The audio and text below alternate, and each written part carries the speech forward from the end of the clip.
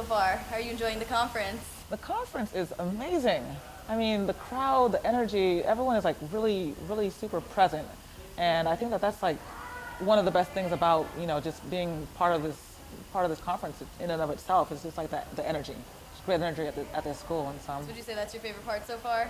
yeah, I mean, like, well, I just did my speech right now and talked about storytelling and leadership. And the crowd was very like engaging.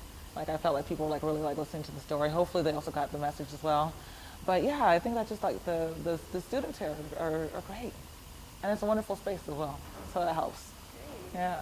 What made you decide to go out and talk to others about the power of storytelling and what it can really do for you as a person? It kind of happened by accident. I started sharing different stories just about my personal life with friends and family. And the more I did it, I started seeing a couple different responses. Some people would crack up at a story. They would just be like, oh my God, that's freaking crazy, Other people would be like, oh my God, that's so like moving and so touching.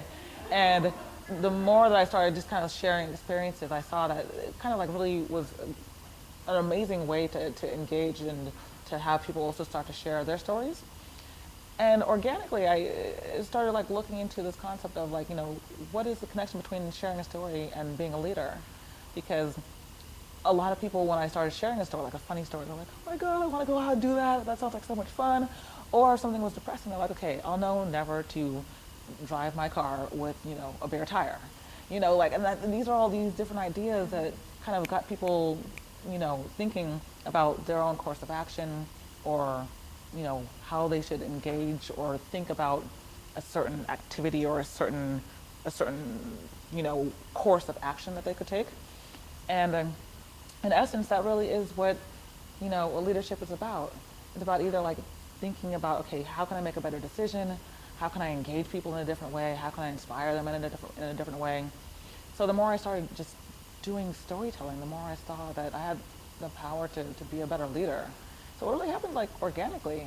And now I'm here actually showing that connection and teaching people about it and hopefully inspiring and engaging them to do the same. How does it feel knowing that you've made a mark on so many different lives? That is a great question. I think what's even more interesting about that is the people who have made a mark on my life. I don't think that I would be able to inspire others if others people hadn't inspired me. Starting from from family, from professors, from just colleagues.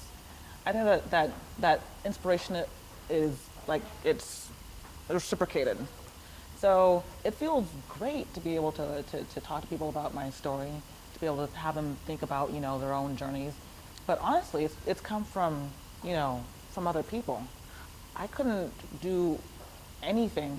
I couldn't be a storyteller if I didn't have an audience. I couldn't be a leader if there weren't people that actually wanted to engage in that conversation. So I think that it's like a yin yang type of relationship. I've been able to be blessed to inspire people because people have inspired me. And so I think that is honestly just the way that life works. And so I'm just amazed and blessed to be part of that experience.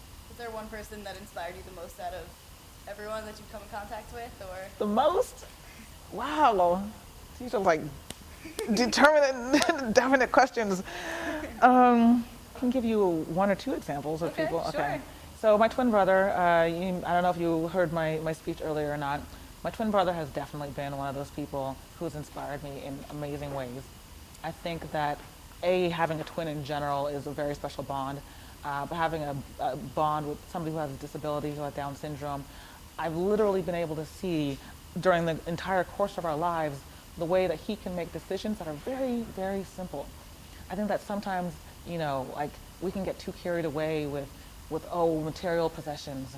And like all he wants to do sometimes is just spend some time.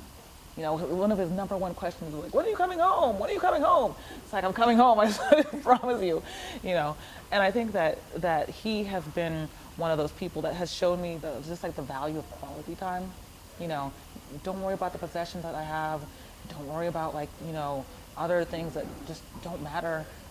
Spend some time with me. So he's been an inspiration. I would say that some amazing professors that have been, there since the time I met them, have really seen me grow, have really seen me like try different things out. and they've literally like been there from the time that I was a student at UCLA.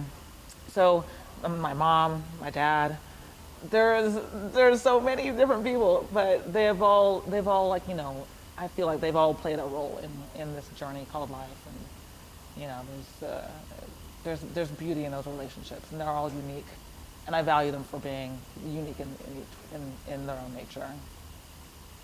Great. Well, thank you so much for taking the time to do this interview. I really Thank appreciate you. it, and thank you for coming to the MARC conference. Thank you for the invite. This has been great. I love this campus. I love you guys. This has been so wonderful. I can't thank you enough for this opportunity. Of course. Yeah. Happy to have you. Thank you.